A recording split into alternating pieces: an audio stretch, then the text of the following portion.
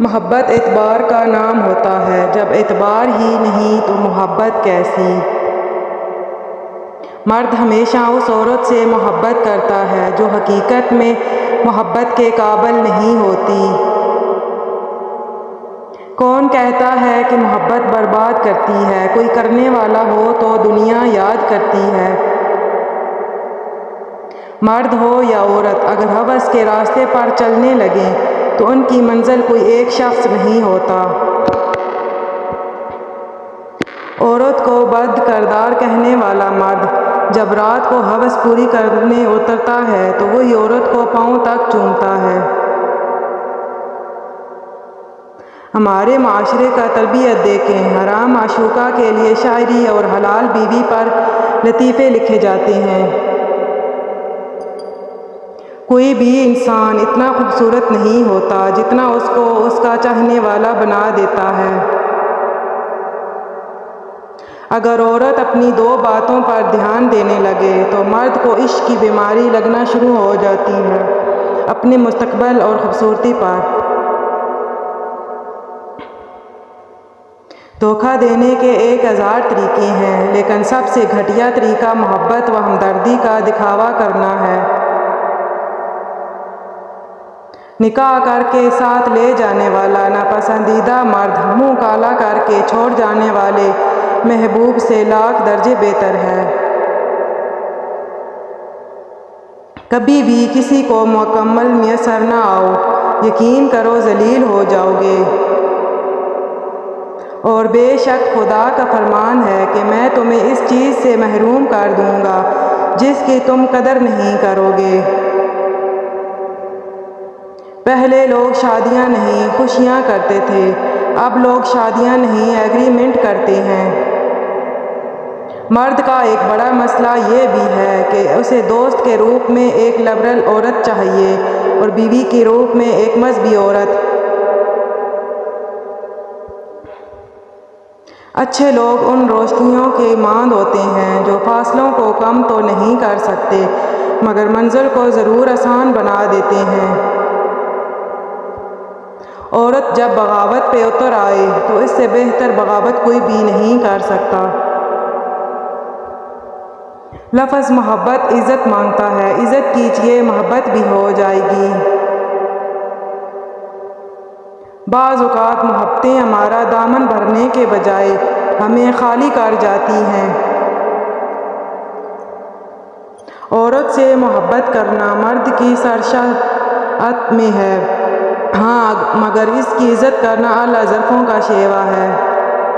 بانو قدسیہ کہتی ہے، مرد کے دکھ بے زبان ہوتے ہیں، وہ تو 4 دوستوں میں بیٹھ کے رو بھی نہیں سکتا، اپنے درد کا پردہ رکھتا ہے۔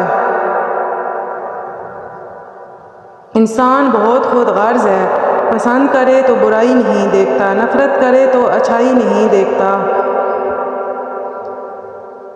محبت میں ایک نئی کئی سرخاب کے پر ہوتے ہیں، لگ جائیں تو سب بدل جاتا ہے، کچھ بھی پہلے جیسا نہیں رہتا، نہ ہم نہ ہماری ذات نہ سوچ نہ انداز۔ محبت سب سے بڑا انقلاب ہے۔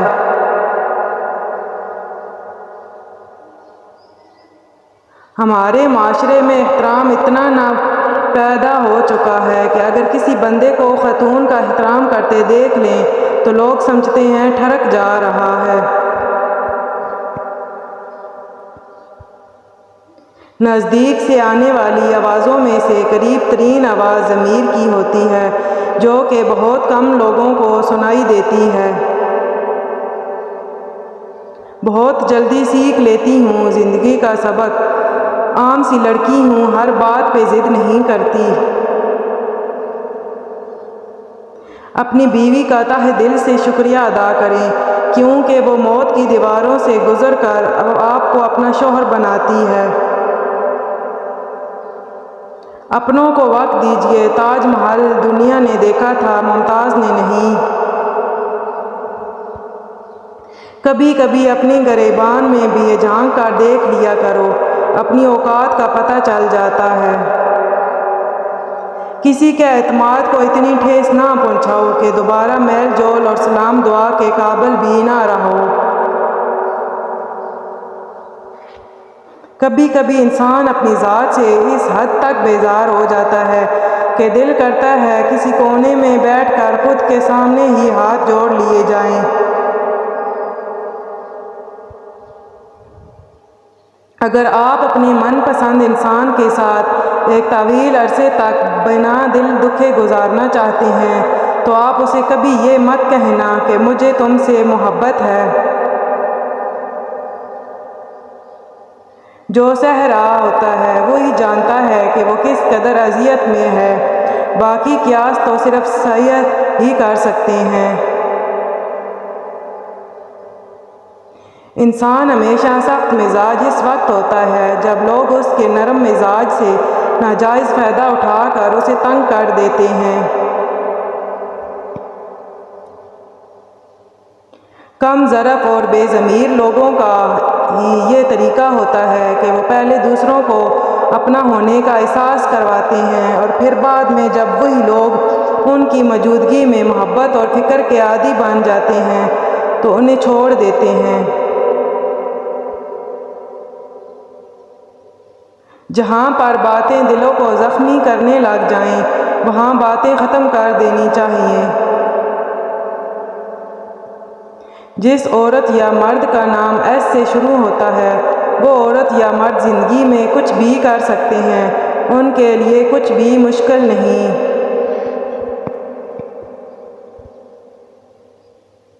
کچھ تکلیفیں ایسی ہوتی ہیں جن میں آنکھیں نہیں دل رو پڑتے ہیں،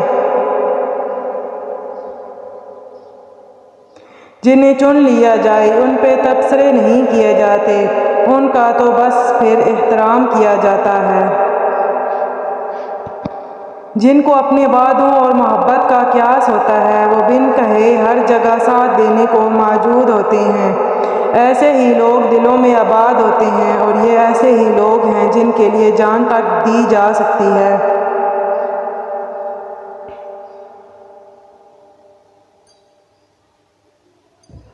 وہی بچے ماں باپ کے بڑھاپے کا سہارا ہوتے ہیں جنہوں نے اپنے ماں باپ کو بوڑھا کیا ہوتا ہے۔ بات ساری ظرف کی ہوتی ہے، ورنہ جو رو سکتا ہے وہ رلا بھی سکتا ہے۔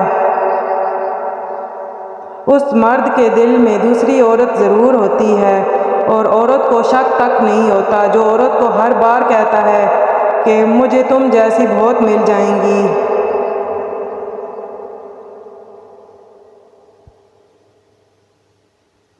جب آپ کسی کو عزت دیں تو ساتھ پھکی بھی دے دیا کریں تاکہ وہ ہضم کر سکے۔